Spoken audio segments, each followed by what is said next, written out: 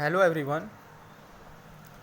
Now in our irrigation engineering, today we are going to see our remaining topic, canal head regulator. In our fourth chapter, diversion head work, our next topic is canal head regulator. Now before we going to see our next topic, in a previous video we saw that what is head works, type of diversion head work, different stages of river, then component of diversion headwork, ideal site for diversion headwork, and function of the divide wall, and then after we saw some design consideration of under sluices. Now first of all, what is headwork?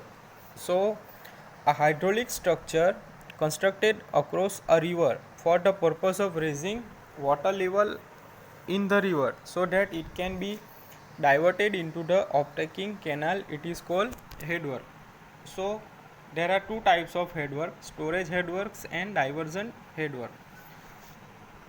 Example of storage headwork is dam, and diversion headwork is temporary embankment like river and barrage. Now what is storage headwork? So a storage headwork consists of construction of a dam across a river. It stores water during the period of excess supply in the river and release when demand overtake available supply. Then diversion headwork. A diversion headwork serves to divert the required supply into the canal from the river.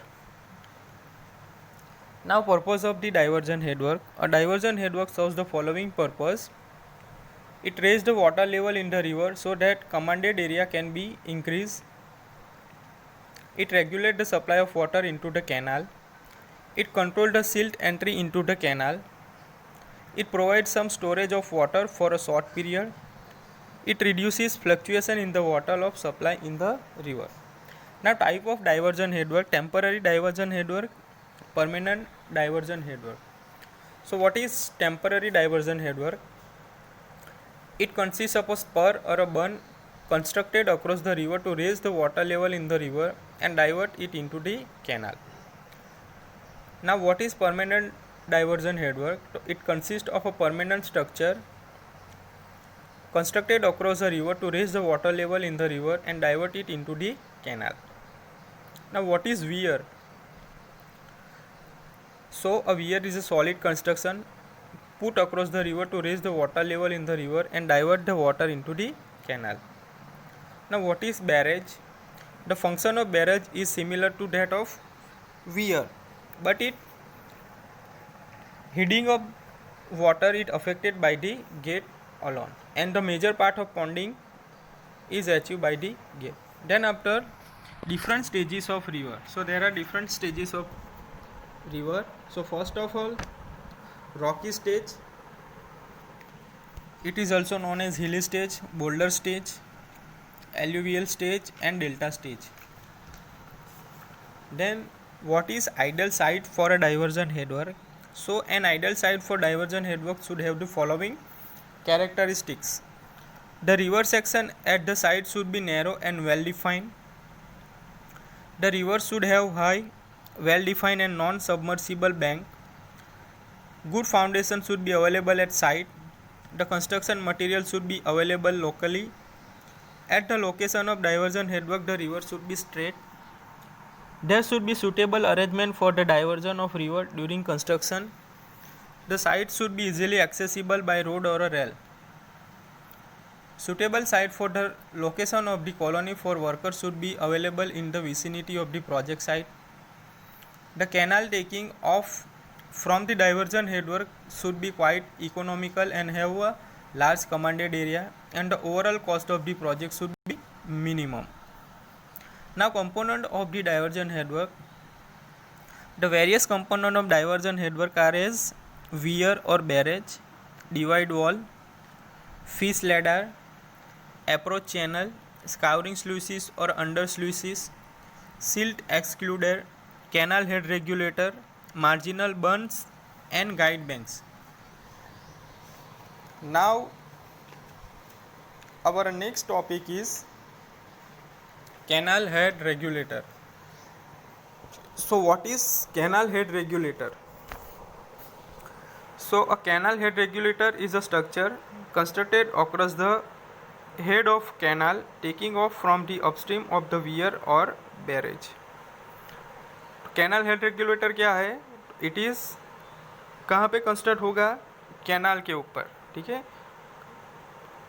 Upstream of the canal, canal के जो upstream होगा वहाँ पे एक structure construct करेंगे, solid structure. So it is canal head regulator weir और barrage पे. It consist of a number of span separated by pier and operated by gate provided for regulation of flow into the canal. क्या होगा canal head regulator के अंदर? Number of span किससे separate होगा? It is by piers. And वो operate कैसे होगा? Bye using gate. Gate के हिसाब से हम उसको ऑपरेट करेंगे. जो फ्लो होगा, कैनाल का फ्लो होगा, उसको हम कैसे रेगुलेट करेंगे? By using gate.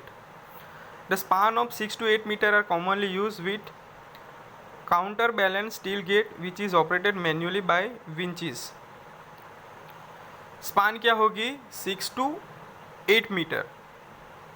It is commonly use to counter balance steel gate. Steel gate use होगा which are operated manually by winches, manually operate होगा.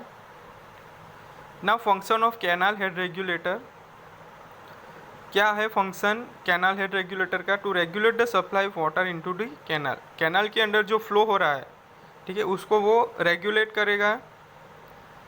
To control the entry of silt into the canal. Canal के अंदर जो silt आएगा उसको control करेगा. The completely exclude the high flood from entering into the canal. ठीक है, जो फ्लड आएगा, हर फ्लड आएगा तो उसको क्या करेंगे? एक्सक्लूड करेगा. जो कैनाल के अंदर आएगा उसको बैलेंस करेगा. ठीक है. So the function of canal head regulator are to regulate the supply of water into the canal, to control the entry of silt into the canal. It completely exclude the high flood from entering into the canal. Now some design consideration of canal head regulator. The waterway of the head regulator should be sufficient to pass the required discharge into the canal. ठीक है, canal head regulator कैसा होना चाहिए? जो sufficient pass the required discharge into the canal. Waterway होगा. Canal head regulator में क्या होगा? वाटरवे, जो पानी पास होगा, वे ऑफ वाटर, तो वो कैसा होना चाहिए? जो सफिशिएंट वाटर हमें चाहिए कैनाल के अंदर, तो वे ऐसा होना चाहिए जो सफिशिएंट वाटर सप्लाई करें. For a head regulator with a broad crest and sloping glacis at the down stream of the following discharge equation is applicable. जो हेड रेगुलेटर होगा तो उसका क्रेस्ट कैसा होना चाहिए? Broad crest and also sloping glacis कैसा होना चाहिए? ब्रॉड. ठीक है, तो उसके लिए एक इक्वेशन है, वो सेटिस्फाइड होना चाहिए. So it is Q equal to 1.7 total discharge is equal to 1.7 in bracket L minus KNH into H⁻² 3/2 where Q equal to total discharge in cumec, L equal to length of the waterway, H equal to head over the crest of regulator, N equal to number of N contractions, K equal to constant depending upon the shape of the nose of the piers. It is 0.01 to 0.03. Now third consideration is to the regulator are aligned at 90 degree to the weir. ठीक है, जो alignment होगा canal का head regulator का, वो कितने degree पे होना चाहिए? वियर के हिसाब से 90 degree. But greater angle up to the 110 are consider preferable to for following providing smooth entry. Smooth entry waterway के लिए कितना हम कंसिडर करेंगे? Angle is 110 degree. Now to obtain control on a silt entry into the canal, the crest of the head regulator should be higher than the head of the undersluices by the minimum 1.2 meter if silt excluder is not provided, and by a minimum of 1.8 meter if silt excluder is provided. From the crest of the regulator, the glacis is provided for the development of the hydraulic jump under a different discharge condition. crest regulator के क्या provide करेंगे हम? glacis. कहाँ से? From the crest of regulator, a glacis is provided for a development of hydraulic jump. hydraulic jump develop होगा under a different discharge condition. ठीक है, flow ज़्यादा होगा at that time hydraulic jump develop होगा. ठीक है, कहाँ से? It is crest of regulator and glacis provide. Glacis and crest regulator provide करेंगे at that time hydraulic jump develop होगा. Beyond the glacis a horizontal floor of length 5 times the maximum height of the jump. A concrete cutoff at the end of impermeable floor should be provided to keep the exit gradient well within the limit. ठीक है, एक cut off provide करेंगे कहाँ पे? End of the impervious floor. वो कैसा होना चाहिए? Always be provided to keep exit gradient within the its limit. The pier separating the various span of the regulator should be extended beyond the glacis so that they may provide support to the upward bending of horizontal floor. For a proper operation of the regulator, a bridge is provided spanning over the piers. ठीक है, proper operation के लिए हम क्या करेंगे? Regulator पे proper operation के लिए हम क्या करेंगे? एक ब्रिज प्रोवाइड करेंगे प्रॉपर स्पानिंग यूज़ करके. किस पे हम करेंगे? पियर्स के ऊपर. पियर के ऊपर हम क्या प्रोवाइड करेंगे? ब्रिज. प्रॉपर स्पानिंग यूज़ करके. In order to prevent the spilling of water towards the canal during high flood, a reinforced concrete breast will be provided from the pond level to the well above the high flood level. The breast wall is supported between the pier and the design for its self weight as well as the water pressure from upstream. ठीक है, चलो. Spilling, water spilling को रोकने के लिए हम canal head regulator पे क्या प्रोवाइड करेंगे? Reinforce concrete breast. ठीक है, ये क्यों प्रोवाइड करेंगे? बिकॉज जो स्पिलिंग होगा वाटर को ड्यूरिंग हाई फ्लड, उसको रोकने के लिए हम क्या प्रोवाइड करेंगे? Reinforce concrete breast wall. ठीक है, कहाँ से कहाँ तक? Pond level to the above the high flood level. Now the breast wall होगा वो किस पे सपोर्टेड होगा? बिटवीन टू पियर्स के बीच में ब्रेस्ट वॉल सपोर्टेड होगा. And design for it a self weight is as well the water pressure from upstream. ठीक है, सेल्फ वेट, जो वॉल का सेल्फ वेट है वो कैसे हम कंसीडर करेंगे? So it is equal to the pressure from upstream. Upstream में जो वाटर प्रेशर आएगा तो उतना जितना प्रेशर आएगा उतना हम self weight of breast wall का कंसीडर करेंगे. Now next is silt excluder. So silt excluder is a device by which silt is excluded from the water entering the canal. It is constructed in the bed in front of the head regulator. ठीक है, silt excluder कहाँ construct करेंगे हम? जो हेड regulator का bed होगा उसके इन फ्रंट में हम कंस्ट्रक्ट करेंगे. So silt excluder is a device by which silt is excluded from the water entering the canal. A silt excluder consists of a number of rectangular tunnel resting on the floor of the undersluices pocket. क्या है silt excluder? A number of rectangular tunnel provide करेंगे. rectangular tunnel कहाँ पे rest होगी? floor of the undersluices pocket. The bottom of the tunnel is formed by the floor of the undersluices pocket. जो bottom होगा tunnel का वो कहाँ पे हम फॉर्म करेंगे? Floor of the undersluices pocket. ठीक है,